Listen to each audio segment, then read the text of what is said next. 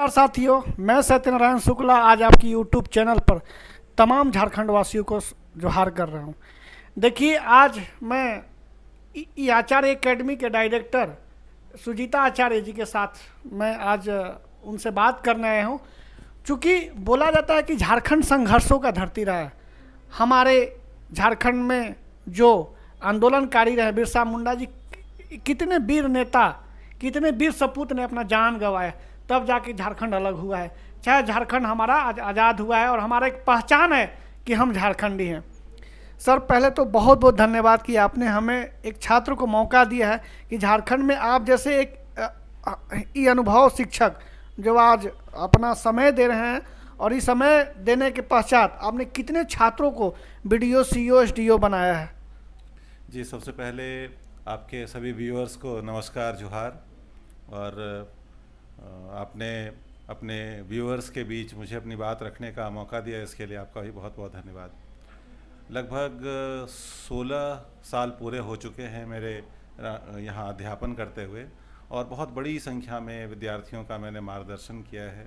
उनको मैंने optional paper की कक्षाएं दी है, जीएस के बहुत सारे खंड को मैंने पढ़ाया है। द्वितीय जेपीएससी के बाद से अब तक बड़ी संख्या में विद्यार्थी हमारे पास से चयनित भी हो चुके हैं। आप चाहेंगे तो उनका विवरण भी आपको मिल सकता है। ठीक है, जरूर लेंगे सर। सर, मेरा पहला प्रश्न है कि झारखंड संघर्षों का धरती कहा गया है। बच्चे यहाँ खूब संघर्ष करते हैं, लेकिन यहाँ से बच्चे चले जाते हैं यूपीएससी, जेपीएससी की तैयारी करने न्यू दिल्ली, और बहुत कष्ट दुख से उनके पिताजी वहाँ पर उनको भेजते हैं। सर, आप बताइए कि वो चीज़ तैयारी हमारे रांची में क्यों नहीं हो सकता है। देखिए, मैं आपको कहना चाहूँगा कि हम न सिर्फ 21वीं शताब्दी में जी रहे हैं, बल्कि ये ग्लोबलाइजेशन का ज़माना है। आईटी आज बहुत ही मजबूत प्रखर है। तो ऐसे में अब जहाँ पूरी दुनिया को एक ग्लोबल विलेज के तौर पे देख रहे हैं, तो ऐसे में अगर आज हमको लगता है कि रांची से बाहर जाकर ही तैयारी हो सकती है, तो यह कहीं ना कहीं हम टेक्नोलॉजी की और मानवीय क्षमताओं को कम करके आंक रहे हैं। आज के ज़माने में ऐसा कुछ नहीं है, पूरी दुनिया ग्लोबल है। जो तैयारी दिल्ली में हो सकती है, वह तैयारी रांची में भी हो सकती है। तैयारी को लेकर मुख्य रूप से दो चीज़ों की ज़रूरत होती है, एक है स्तरीय सामग्री और दूसरा है स्तरीय मार्गदर्शन। ऐसा कुछ भी नहीं है कि जो सामग्री आज दिल्ली में मौजूद है वो रांची में ना मिले। हर पुस्तक, पत्रिका, डिजिटल कंटेंट सब कुछ रांची में उपलब्ध है।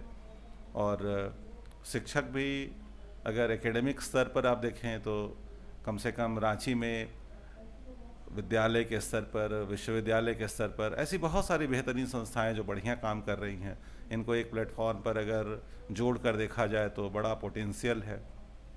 कोचिंग संस्थाओं में भी ऐसे बहुत सारे अनुभवी और दक्ष शिक्षक हैं जिनका अगर लाभ लिया जाए तो निश्चित रूप से हम परिस्थितियों को बदल सकते हैं। संभावनाएं हैं।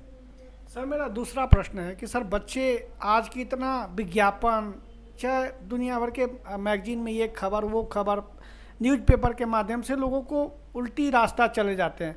सर, उन बच्चों को बताइए कि विज्ञापन पर न डिपेंड होकर वो कैसा मार्गदर्शन चुने अपने आप को। देखिए, किसी भी परीक्षा की तैयारी के लिए संकल्पनाओं का यानी कंसेप्ट्स का बहुत क्लियर होना आवश्यक है, और सिविल सर्विस की परीक्षा का यह तो मूल मंत्र है। अगर एनसीईआरटी के पुस्तकों का अध्ययन किया जाए, एक प्राइमरी अध्ययन करके आप किसी भी संस्थान के साथ जुड़ें, तो आपको अंदाज़ा स्वयं हो जाएगा कि जो अध्यापन कक्षा में मिल रहा है, जो अनुदेशन इंस्ट्रक्शंस आपको मिल रहे हैं, वो कितना स्तरीय हैं। आप सिविल सेवा की परीक्षा में जा रहे हैं और विज्ञापन देखकर अगर आप भ्रमित होते हैं, तो यह तो आत्ममंथन, इंट्रोस्पेक्शन की आवश्यकता है कि क्या आप सिविल सेवा परीक्षा के योग्य हैं। आपको स्वयं यह आकलन करना चाहिए कि आप एक बहुत प्रतिष्ठित परीक्षा के लिए जा रहे हैं, जहां पर आपको आगे चलकर भारत के नीति निर्माण में, भारत के योजनाओं के निर्माण में, यहाँ तक कि किसी ज़िले के प्रशासन तक को आपको अपने क्षमता के अनुसार देखना है। तो आपको यह योग्यता स्वयं में विकसित करनी होगी कि आप आकलन करें कि आप जहाँ पढ़ने जा रहे हैं वहाँ पर पढ़ाई आपको उचित मिल रहा है या नहीं। यहाँ पर मैं 2-3 बिंदुओं की बात करूँगा कि आखिर विद्यार्थी कैसे करें इस काम को। आप किसी भी संस्थान में रिक्वेस्ट कर सकते हैं कि मुझे कुछ कक्षाएं उपलब्ध कराई जाएं। आप उस कक्षा को करके देखें, मानक पुस्तकों के साथ सामग्री का तुलनात्मक अध्ययन करें। आप चाहें तो डिजिटल कंटेंट के साथ आप इन चीज़ों को मैच करके देख सकते हैं, इससे काफ़ी सहूलियत मिलेगी। आज बहुत सारे ऐसे मार्गदर्शन करने वाले लोग मौजूद हैं जो यूट्यूब पे भी हैं, जैसे आप स्वयं हैं, तो इन जैसे जगहों पर भी आप चाहें तो उचित सलाह ले सकते हैं और विकल्पों में से श्रेष्ठ विकल्प का चयन करें। इसमें एक महत्वपूर्ण बात यह है, अक्सर विद्यार्थी भीड़ देख कर जाते हैं। भीड़ में कोचिंग इंस्टीट्यूट वालों के लिए अच्छे अवसर होते हैं, आपके लिए कम अवसर होते हैं। आप एक मध्य स्तरीय किसी संस्थान में जाएं जहां शिक्षक को समय हो आपको देने के लिए, जो आपको समय दे पाएँ, आप निश्चित रूप से लाभान्वित होंगे। ये मेरा विद्यार्थियों से कहना है। सर, बच्चे लोग को जेपीएससी और यूपीएससी तैयारी करने जो ई एकेडमी की आवश्यकता होती है, वो सर कितना फेथफुल होना चाहिए? प्रश्न मुझे कुछ स्पष्ट नहीं हुआ। नहीं सर, मेरा प्रश्न है कि बच्चे जो एकेडमी की आवश्यकता पड़ती है, जैसे कोई इंस्टीट्यूट की आवश्यकता पड़ती है, तो बच्चे इंस्टीट्यूट को कैसे अपने आप को फेथफुल, मतलब में विश्वास करके उस पर जागरूक हो सर? मैं इस प्रश्न का दो आधारों पर उत्तर दूंगा। पहला, एक तो किसी विद्यार्थी का एकेडमिक बैकग्राउंड है कि उन्होंने अपने विद्यालय और विश्वविद्यालय के स्तर पर कैसी पढ़ाई की है। तो निश्चित रूप से अगर आपने एकेडमिक स्तर पर अच्छे से पढ़ाई की है तो उसका लाभ आपको अपने आगे की तैयारी में मिलता है। और दूसरी बात यह है कि जब आप अपनी तैयारी के लिए किसी एकेडमी से, यानी किसी सिविल सेवा संस्थान से जुड़ते हैं, तो उस संस्थान में कितने समर्पित शिक्षक हैं, वहाँ का वातावरण कैसा है, कितना आपको वह समय उपलब्ध कराते हैं, उनकी गतिविधियाँ कितनी कितनी विद्यार्थी के लिए ओरिएंटेड हैं, कितना विद्यार्थी उन्मुख हैं, इन चीज़ों का निश्चित लाभ विद्यार्थियों को मिलता है। और हम अपने संस्थान में विद्यार्थियों को यथासंभव भरपूर सहयोग करते हैं। सर, अभी जो बहुत सारे बच्चे कन्फ्यूजन में होते हैं कि हम इंग्लिश में लैंग्वेज का तैयारी मैंने पकड़े कि हिंदी में तैयारी करें, उन बच्चों के लिए सर आप क्या सलाह देना चाहते हैं? देखिए, भाषा को लेकर मेरा ये कहना है कि भाषा संप्रेषण का एक माध्यम मात्र है। भाषा क्या है? एक कम्युनिकेशन का जरिया है। हिंदी और अंग्रेजी अपने आप में कोई मुद्दा नहीं है। मुद्दा ये है कि जो सिविल सेवा परीक्षा के लिए जिन कंसेप्ट्स को, संकल्पनाओं को आपको पढ़ना है, सीखना है, समझना है, अगर आप वो सीखते हैं, समझते हैं, तो भाषा कहीं कोई बाधा नहीं है, कोई बैरियर नहीं है। मुद्दा ये है कि सिविल सेवा परीक्षा आपसे बहुत सारी संकल्पनाओं, बहुत सारे कंटेंट पे आपकी महारत की उम्मीद करता है। तो यह महारत आप किसी भी भाषा में अर्जित करें। आवश्यकता इस बात की होती है कि भाषा चाहे वो हिंदी हो या अंग्रेजी हो, आप उसे समझें, आप उसे प्रस्तुत कर सकें, चाहे वह परीक्षा प्रारंभिक हो, चाहे वह मुख्य परीक्षा हो। सर, आपसे मेरा एक अंतिम प्रश्न है। सर, आप 16 साल आप अनुभव है आपके पास। आप झारखंड के बच्चों के लिए अपनी जो उनकी तैयारी करने का जो उनका स्ट्रेटजी होता है, वो कैसे होना चाहिए सर? झारखंड के विद्यार्थियों में एक चीज़ जो मैंने अनुभव किया है कि विद्यार्थी प्रतीक्षा में बहुत समय बिताते हैं। जैसे परीक्षा होगी, प्रतीक्षा कर लें, प्री की परीक्षा हो गई, मुख्य परीक्षा होगी, प्रतीक्षा कर लें। ये जो चरणबद्ध तरीके से टुकड़े टुकड़े में तैयारी होती है, इसके वजह से विद्यार्थियों को काफ़ी मुश्किलों का भी सामना करना पड़ता है, काफ़ी श्रम, समय, संसाधन अधिक व्यय करना पड़ता है। अगर विद्यार्थी समग्र तैयारी करें, जिस समय से वह अपनी तैयारी शुरू करते हैं, तो वह यह मानकर चलें कि उन्हें प्री से लेकर मुख्य और अंतिम इंटरव्यू की परीक्षा तक से गुजरना है, और सबको समेकित रूप से अगर लेकर चलें तो निश्चित रूप से उनको बेहतर परिणाम मिलेगा, कम समय लगेगा। और मैं उनसे ये कहना चाहूँगा कि सिर्फ अगर आप तैयारी सिविल सेवा की कर रहे हैं तो झारखंड की परीक्षा तक क्यों सीमित रखना है। झारखंड की परीक्षाएं काफ़ी अनियमित होती हैं, इसका कोई निश्चित कैलेंडर नहीं है।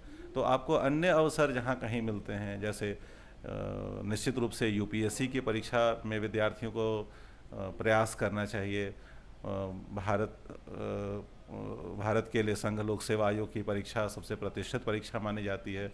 इसके अतिरिक्त उत्तर प्रदेश की परीक्षा है, बिहार की परीक्षा, अन्य राज्यों की परीक्षा है। विद्यार्थियों को वहाँ पर भी मौका उपलब्ध है, तो वहाँ पर उन्हें प्रयास करना चाहिए, वह ज़्यादा लाभ में रहेंगे।